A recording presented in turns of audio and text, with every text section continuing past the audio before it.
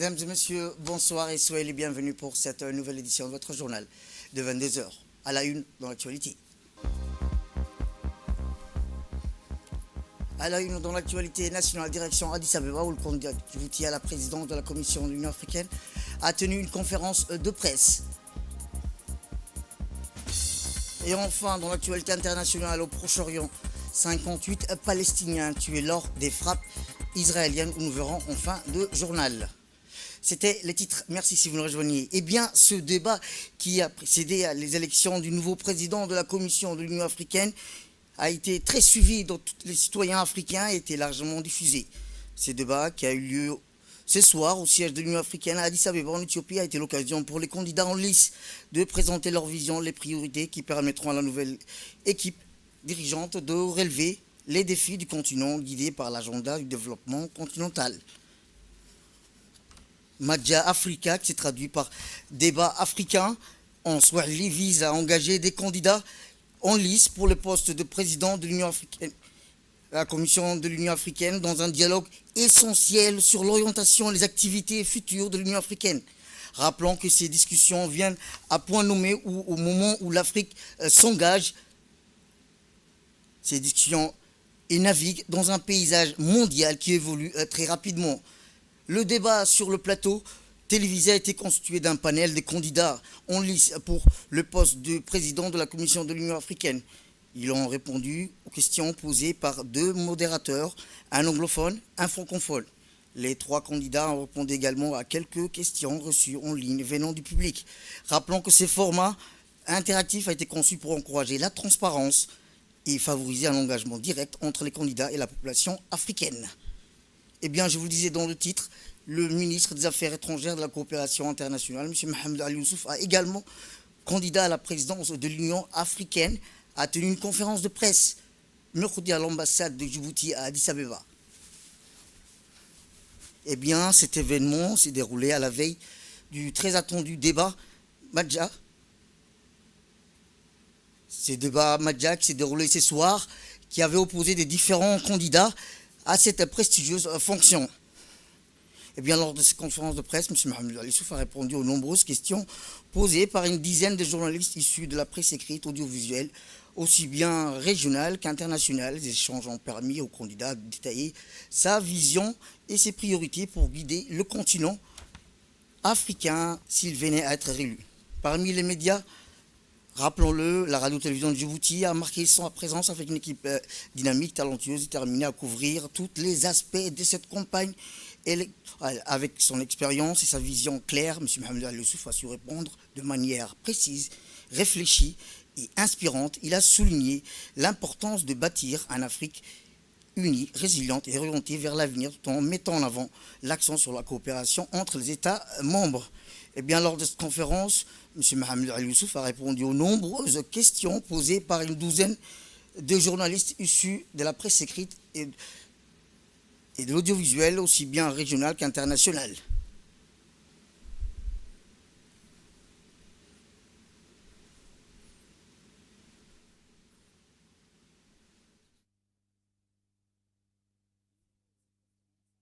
Mohamed Youssouf a détaillé un aspect clé de l'abolition du secteur bancaire, où souvent les règles et réglementations qui protègent la confidentialité des informations financières, ce qui peut favoriser les pratiques corruptives, éliminer le secret bancaire et cibler les paradis fiscaux essentiels dans notre lutte contre la corruption.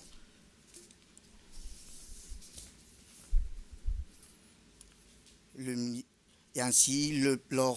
Mohamed Ali Youssouf a répondu aux nombreuses questions par les douzaines il a rappelé que notre freine le progrès qui protège la confidentialité des informations et ainsi le développement. Le continent dispose, a-t-il rappelé le ministre, d'une stratégie lutter contre la corruption. Il est crucial de la mettre en œuvre efficacement.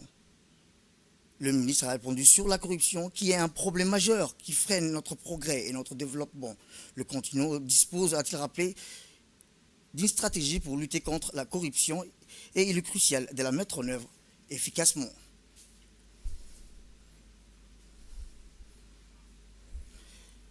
Direction le nord du pays, où l'hôpital de Tadjoura verra le jour dimanche prochain.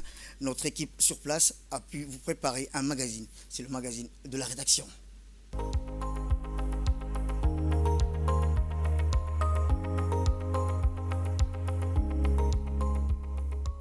Tadjoura, la ville blanche, va bientôt accueillir un hôpital régional flambant neuf qui desservira les populations des deux régions du nord du pays, à savoir Tadjoura et Obok. Cet hôpital va répondre aux besoins des populations en termes de santé, et toutes les prestations sanitaires seront octroyées ici aux populations qui vont bénéficier donc de tous ces soins, et toutes les structures et toutes les infrastructures seront mises en place pour bien sûr le grand bonheur des habitants du nord du pays, qui n'auront plus besoin de se déplacer vers la capitale pour les besoins en santé. Dans ce reportage, nous essaierons de répondre aux questions du genre: à qui bénéficiera cet hôpital, quelles étaient bien sûr les difficultés rencontrées par les habitants de ces deux régions du nord du pays, et qu'est-ce que vraiment concrètement cet hôpital propose aux habitants des deux régions du nord du pays. Reportage.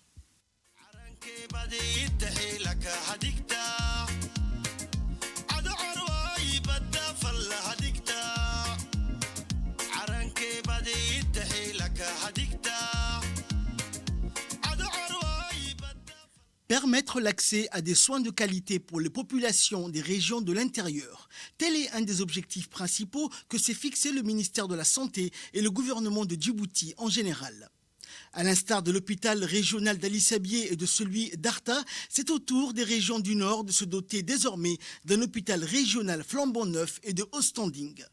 De son appellation CMH ou Centre médico-hospitalier, l'ancien hôpital de Tadjoura ne répondait pas aux besoins sanitaires des habitants de la région, et ces derniers n'avaient pas d'autre choix que de se déplacer vers la capitale. Tadjoura disposait auparavant un centre médico-hospitalier. Ce centre, par exemple, si je vous donne quelques chiffres, avait à peu près par année 1000 consultations, 60 accouchements. Mais surtout, cet hôpital évacuait tous les 2 jours des patients vers Djibouti.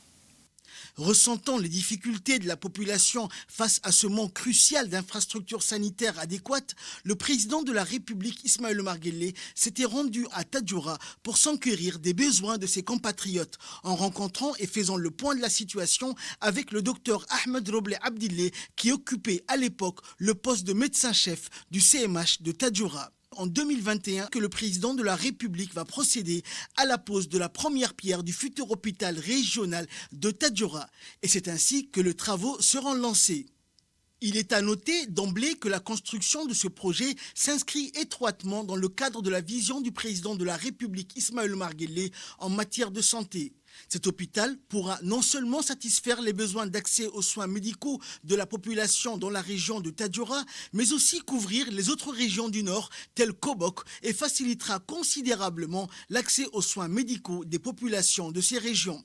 Cet hôpital, offert par le gouvernement de la Chine au peuple djiboutien sous forme de don, est le second du genre, après l'hôpital régional d'Arta. Cette nouvelle structure sanitaire de dernière génération vise à soutenir le gouvernement djiboutien dans ses efforts de renforcer les infrastructures sanitaires et de réaliser l'objectif louable d'atteinte de la couverture sanitaire universelle.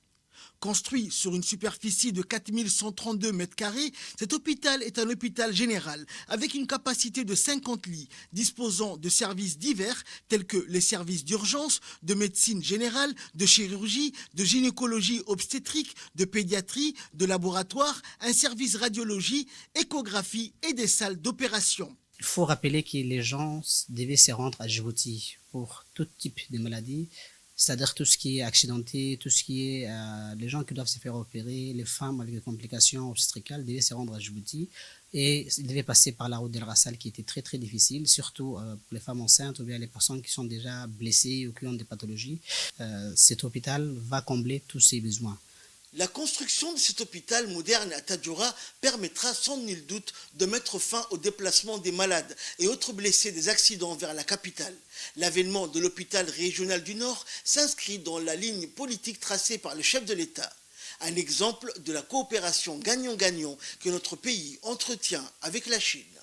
un mot de remerciement à l'endroit du président de la République et de son gouvernement, et à l'endroit de la population, surtout que l'hôpital est pour eux. C'est l'hôpital que les Chinois nous ont construit, c'est un bijou de technologie. C'est-à-dire que pratiquement, les matériels qui sont mis, ce sont des derniers cris. Donc, il va falloir qu'on essaie de les préserver, de les conserver, surtout de très bien l'entretenir. C'est très très important. Notre équipe de reportage est partie à la rencontre des habitants de la ville blanche qui n'ont pas hésité à faire étalage de leur enthousiasme. Nous remercions chaleureusement le président de la République Ismaël Omar Guelleh. Les deux régions du Nord attendaient avec impatience cet hôpital. La construction de cet hôpital est une délivrance et une bouffée d'oxygène pour nous tous. Nous étions obligés de nous déplacer vers la capitale pour nous soigner. Dorénavant, cela se passera ici même, chez nous.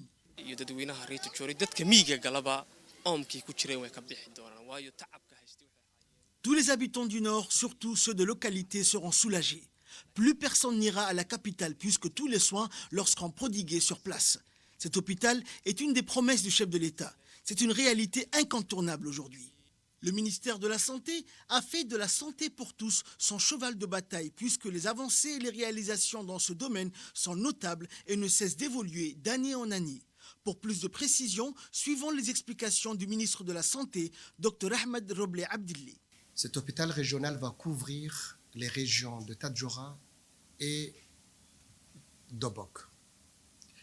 Cet hôpital est un hôpital moderne, équipé et qui présente tous les services que répondent un hôpital de 3e niveau. Et cet hôpital aura toutes les ressources humaines nécessaires. Et dès l'ouverture déjà, tous les principaux services ou départements de l'hôpital vont travailler et vont rentrer en fonction. C'est la vision du chef de l'État pour améliorer sans cesse les prestations que le ministère de la Santé offre aux populations, surtout aux populations les plus reculées. La construction de cet hôpital va améliorer à coup sûr le quotidien de ces populations qui pourront désormais se soigner chez eux. Cette prouesse technologique a été possible grâce à l'amitié entre Djibouti et la Chine. Cette dernière étant prête à renforcer la coopération sino-djiboutienne dans divers domaines, notamment dans le domaine sanitaire, en vue de consolider davantage l'amitié entre les deux peuples et de porter notre coopération à un niveau plus élevé. Social à présent où la ministre des Affaires sociales et de la Solidarité, Mme Houloufa Ismaël Abdo, a procédé au lancement officiel du projet Mobilisation des communautés pour une meilleure nutrition. Cette cérémonie d'envergure a vu la participation d'une délégation japonaise, de la représentante de la Banque mondiale, la responsable des programmes de l'UNFD et des présidents des communes. Ces projets financés par le gouvernement japonais à travers la Banque mondiale s'inscrivent dans une dynamique d'action concrète visant à renforcer les capacités locales et à engager activement les communautés dans leur propre développement. Avec 6 000 bénéficiaires ciblés, ils placent la nutrition au cœur des priorités en apportant des solutions nationales durables. Ce projet s'insère pleinement dans la vision du chef de l'État qui a fait du bien-être, de la santé de chaque citoyen une priorité nationale. Ainsi, le ministère des Affaires sociales et de la Solidarité, à travers son agence djiboutienne de développement social, met en œuvre une stratégie ciblée sur les 1000 premiers jours de l'enfant.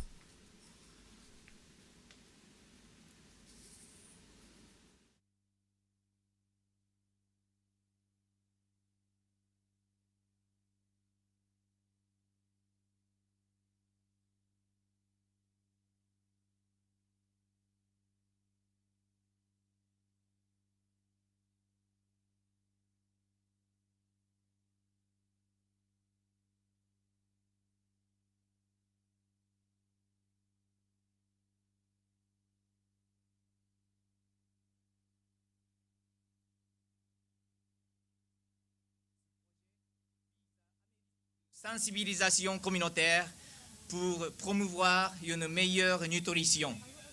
Ainsi, le Japon ne se limite pas à répondre à la malnutrition par les aides alimentaires, mais s'engage également dans sa prévention.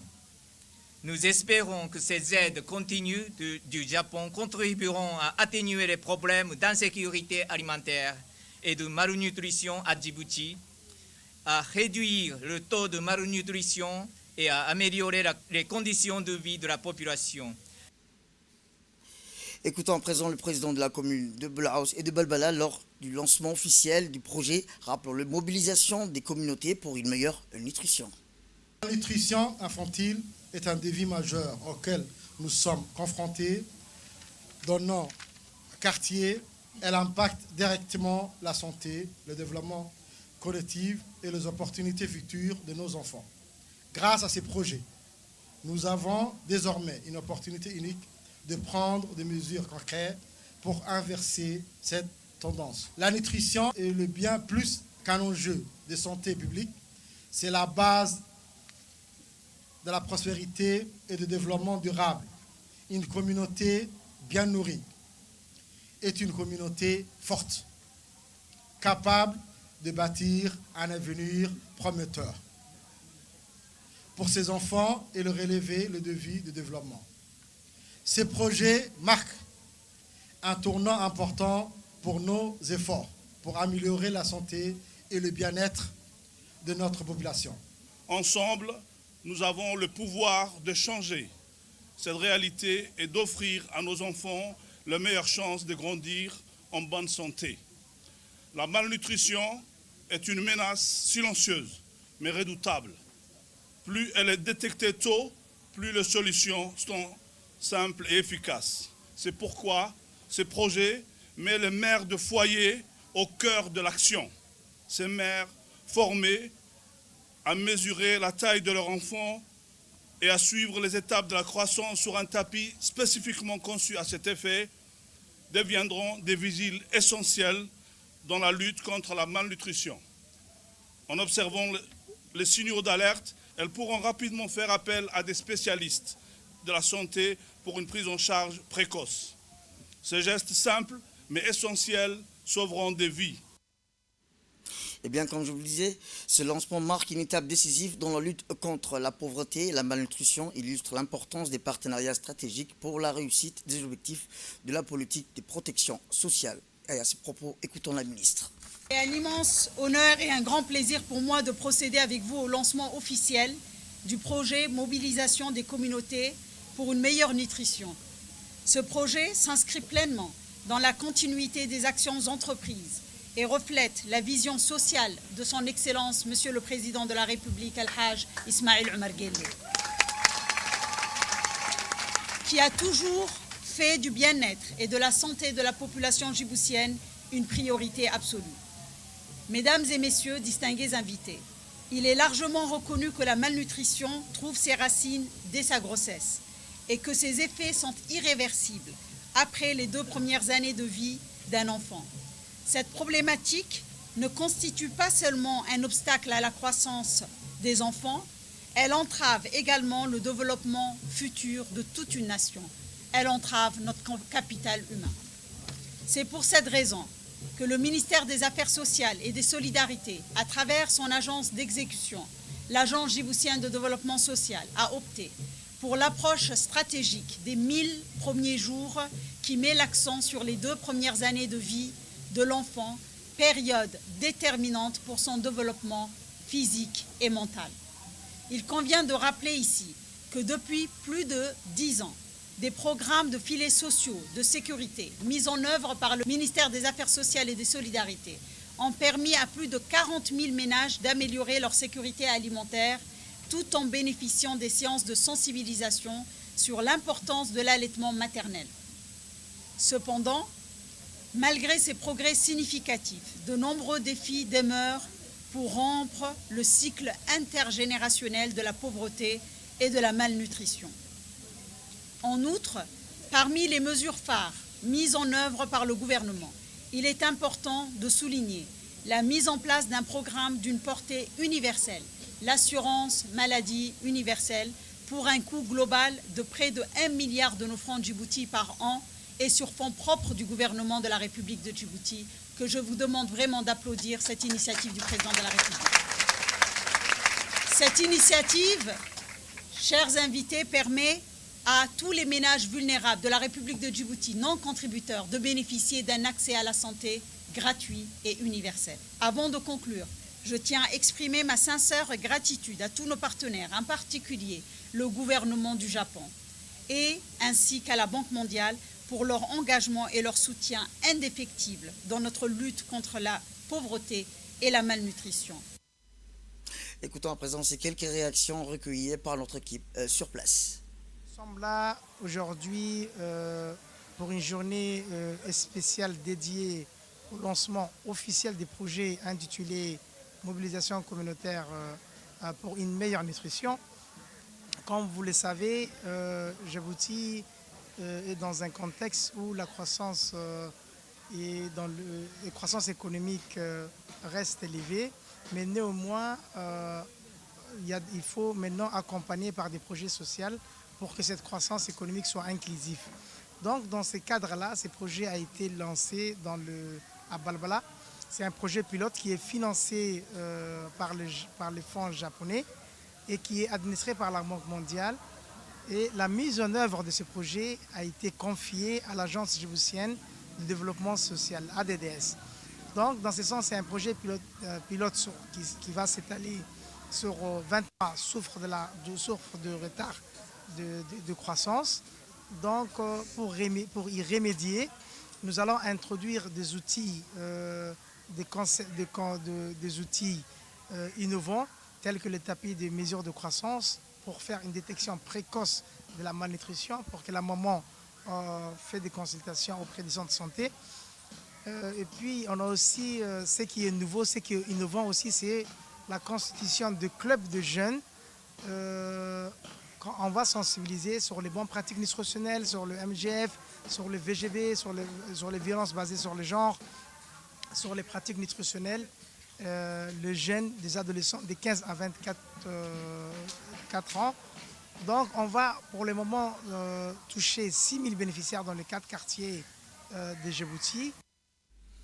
Autre actualité dans ce 22h, c'est aussi le ministre du Travail chargé de la formalisation et de la protection sociale, Omar Abdissaïd, qui a accueilli dans son cabinet une délégation de l'association d'amitié Japon-Djibouti conduite par le président de l'association Japon-Afrique, M. Yano Tatsuro Sensei. Cette délégation était accompagnée par M. Ibrahim Bile de Hale, ambassadeur de la République Djibouti au Japon, et M. Keiichi Hara, ambassadeur du Japon à Djibouti.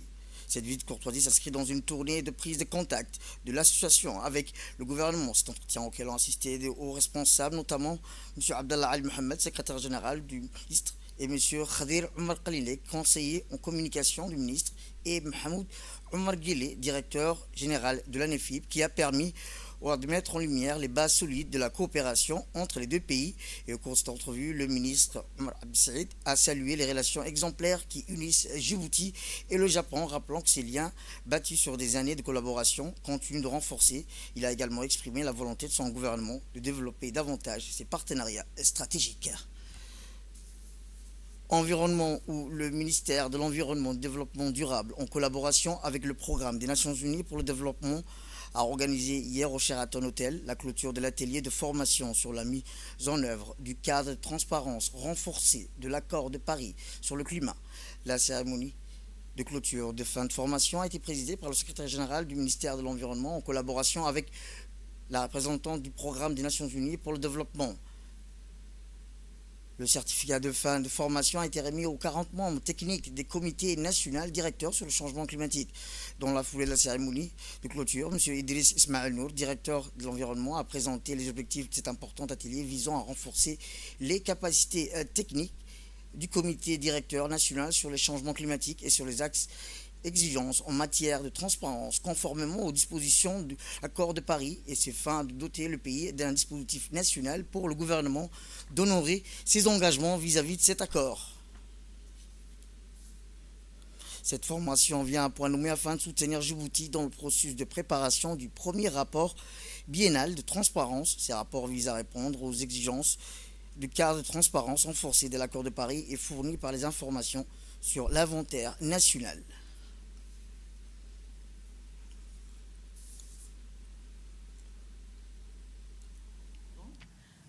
Pour l'engagement, pour la volonté et dire que nous sommes sur la bonne voie pour montrer aussi les efforts que nous faisons pour respecter les engagements de Djibouti dans l'accord de Paris, mais surtout pour aussi être transparent sur et reporter nos efforts qui sont faits. Et je pense que la transparence aide aussi les pays qui sont engagés à donner des contributions, à davantage regarder les pays. Et nous espérons que cela va nous être utile et nous être favorable à l'avenir. Eh bien, dans son intervention, le secrétaire général du ministère de l'Environnement et du Développement durable a indiqué que cet atelier est très important pour renforcer les capacités des experts nationaux en matière de la mise en œuvre du cadre de transparence renforcé de l'accord de Paris. Écoutons-le. Pour faire face à ce changement climatique, il faut mettre en œuvre des projets. Et pour mettre en œuvre des projets, il faut mobiliser le financement. Et lorsqu'on veut mobiliser des financements, il y a des conditions à remplir. Ces conditions, d'abord, il faut ratifier les conventions internationales, comme la Convention sur le changement climatique, il faut ratifier l'accord de Paris. Et dans ces documents qu'on ratifie, il y a des engagements que le pays prend, comme tous les pays du monde, et on doit respecter nos engagements. Nous avons déjà fait, dans le cadre de la Convention 4 sur le changement climatique, nous avons fait la première communication, la deuxième communication, la troisième communication.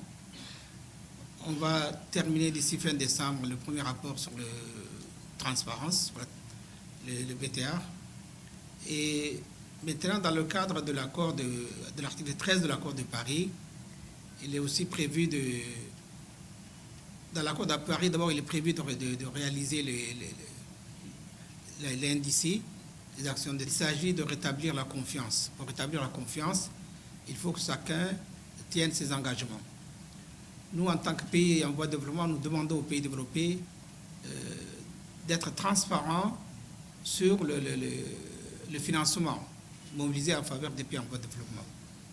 En contrepartie, les pays riches demandent que nous soyons transparents dans les actions que nous réalisons, soit pour réduire les émissions de gaz à effet de serre, soit pour s'adapter au changement climatique. Autre actualité dans ce 22h, c'est aussi le secrétaire général du ministère de l'économie numérique et de l'innovation, M. Abdallah Ibrahim Omar, qui a présidé hier matin au Grand Hôtel Haïla un atelier d'élaboration du référence national des compétences numériques. Cet atelier de présentation des travaux sur l'élaboration du référentiel national des compétences numériques au secteur privé a pour objectif la présentation du niveau actuel des compétences numériques à Djibouti, suivi d'un recueil des perspectives et des besoins. La présentation synthétique et échange autour des référentiels existants à l'international, ainsi que les réflexions échanges sur les domaines des compétences, niveau des maîtrises et modalités d'évaluation. Un référentiel des compétences numériques. Les compétences numériques sont essentielles pour plusieurs raisons. Elles permettent d'améliorer l'efficacité et la productivité, d'ouvrir de nouvelles opportunités professionnelles et de favoriser l'innovation.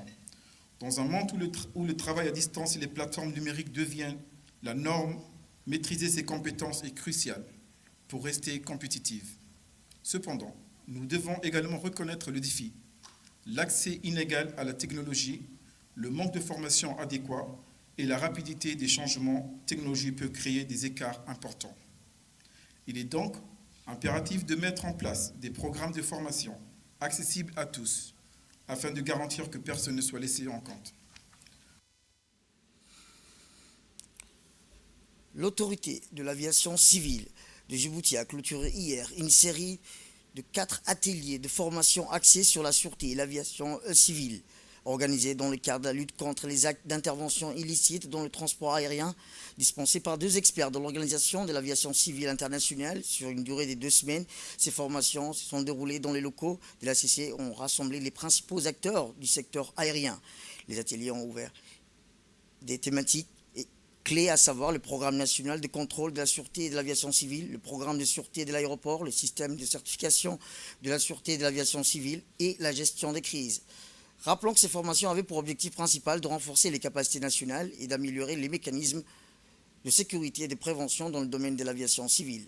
À l'issue de cet atelier, les participants ont reçu des certificats remis par les officiels en reconnaissance de leur engagement et de leur assiduité.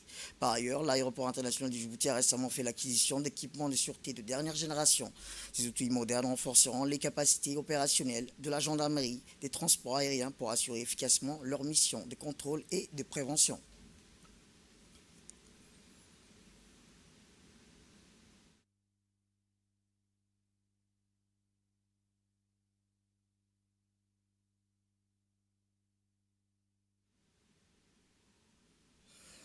Eh bien alors, le directeur général, M. Daoud Ali Abdou, a salué l'implication des participants et a exprimé sa profonde gratitude envers les experts pour leur contribution précieuse dans ce domaine stratégique. C'est un honneur pour moi aujourd'hui de m'adresser à vous pour la clôture des formations sur la certification des instructeurs sûreté et de la gestion de la crise dans l'aérien. La première formation qui s'est déroulée la semaine dernière portait sur la certification des instructeurs ainsi que des agents en charge de la mise en œuvre des mesures de sûreté pour confirmer et valider leurs compétences. La seconde formation portait sur la gestion de crise dans l'aérien. Pendant cette semaine, vous avez étudié, réfléchi, pensé sur les stratégies, vous avez débattu sur les stratégies, les méthodes et les outils à mettre en place pour faire face aux situations les plus imprévues. Ensemble, la gestion de la crise n'est pas seulement une compétence technique. Grâce à vous, aujourd'hui, vous avez pu avoir cette compétence technique, mais c'est également une responsabilité morale. Parce que chaque décision que vous prenez a un impact sur des milliers de vies. Pour avoir suivi cette formation dans le passé, il y a 3 axes essentiels se dégagent de cette formation. La première, c'est l'importance de la préparation. On ne peut pas prédire les crises, mais lorsqu'elles surviennent, il faut être en mesure de répondre en coordination et sans aucune communication entre nous, nous ne pourrons pas faire face à ce genre de crise. Aujourd'hui, leurs responsables sont là, ils sont sensibilisés, ils savent que pour travailler, on doit être ensemble, en synergie. La troisième des choses, et vraiment pour moi, à mes yeux, c'est le plus important, c'est de mettre l'humain au centre de nos décisions. Priorité absolue doit être donnée aux passagers et ainsi que tous les intervenants qui sont autour de la plateforme aéroportuaire parce que, après tout, ce sont leurs vies qui sont en jeu. Pas uniquement les passagers, mais les gens qui gravitent autour de cet aéroport. Chaque décision que nous prenons va avoir un impact sur eux en situation de crise. Il faut faire preuve de leadership, de sang-froid et vraiment garder son calme pour pouvoir prendre les bonnes décisions. Direction le sud du pays où une délégation de la BCI-MR s'est rendue à Ali Sabié pour la journée traditionnelle de rencontre avec les commerçants. Très tôt dans la matinée, la délégation de la BCI-MR, conduite par M. Frédéric, directeur commercial de la BCI-MR, a eu une rencontre avec le préfet de la région Abdou Malik Mohamed Banouita et le président du conseil régional, Shermak Hassan Alaleh. Les responsables de la banque ont fait un bilan des réalisations aux autorités de la région depuis la dernière rencontre à Ali Sabié, confirmant ainsi l'engagement de la BCI-MR à soutenir et accompagner ses clients dans toutes les régions de Djibouti. Par la suite, la délégation a eu une rencontre au siège du conseil régional qui a permis aux équipes de la BCI-MR d'échanger directement avec les clients d'Ali Sabié, profitant de l'occasion pour présenter les produits et les opportunités financières offertes par la banque. Les commerçants locaux ont également exprimé leurs besoins au cours de ces échanges interactifs.